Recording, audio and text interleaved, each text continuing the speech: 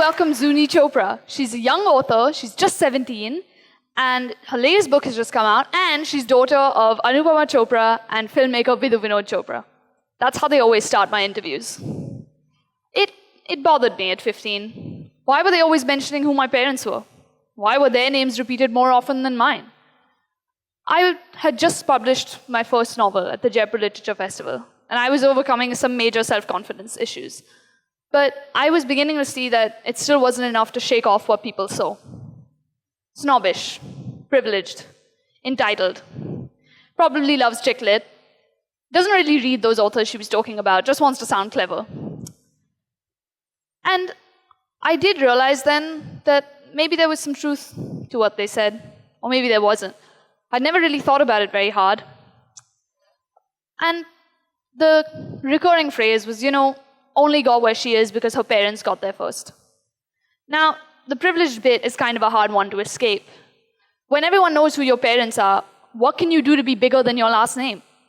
What mountain can you conquer to match the Everest of those who came before you? How do you deal with the pressure of living up to that? How do you deal with no one thinking that anything you did was actually because of you? And when everything's already done, every fight already won, no real need to do anything but sort of contently laze on, well then, where does this passion even come from? It so often phases me. We'll be at the dinner table and my dad will just casually show us the rough trailer for a new-length feature film, or my mom will just mention that she's now considered an influencer by some major company. I don't even know what that means. And, sometimes I'm about to reply with a story of my own. Maybe I did well on a test, or I answered a tricky question right in math about vectors or something, and I just kind of think better of it in the moment. And, it is a little scary, I'm not going to lie. But when I was younger, I didn't really think of all that. When I was younger, I liked to piece together stories out of little Lego figures. I didn't really like building as much as I liked the imagination of it, as much as I liked just sort of sitting and telling stories with the little pieces of plastic. There was so much I wanted to do. I wanted to travel the world. I wanted to be an explorer. I wanted to learn magic someday. And yeah, I still have that hope. Maybe Hogwarts is real, you never know. But when I grew up, I realized there was another name for what I wanted to be, a writer. And I liked to piece together little phrases and funny rhymes. I liked to make people laugh.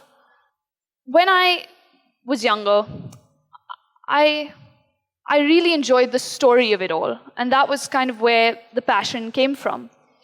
And I published my first novel at 9, and then another at 11, and another at 11. And it was kind of, like I said, it was the story of it that kept me going. I think my parents definitely knew before I did. But they never filled my heads with praise, and they never boasted to other aunties at dinner parties about what a bright future I had ahead of me, until I actually started becoming a little bit worthy of their praise. And I found an art that I loved. I found something that I loved to do, and I fought to conquer my own mountains, not really for the view at the peak, but rather for the joy of the climb. And it was that determination and that hard work that really stayed with me. And, it's this that's kind of brought me this far.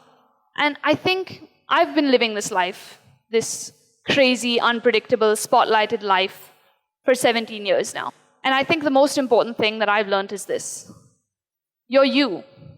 It doesn't really matter who your parents are, where you've come from, or who tried to define you, or really anything. And finally, in the end, I know that everyone thinks that, this one is this one's kid, and that one is that one's kid. But in the end, that's only going to get you so far. Privilege and a name can really only get you so far. The other half of it, it's passion, and it's grit, and it's hard work, and it's waking up at 6 in the morning on a summer vacation, even though everyone else is out at the pool, and you really don't want to be here, but you really have to write because there's a novel you want to make, and there's something you want to do, and there's so many mountains that you have yet to climb. And it's that really takes you far in the end. Maybe someday, if I work hard enough, they'll be Zuni's parents, and I'll have stolen the show. Thank you.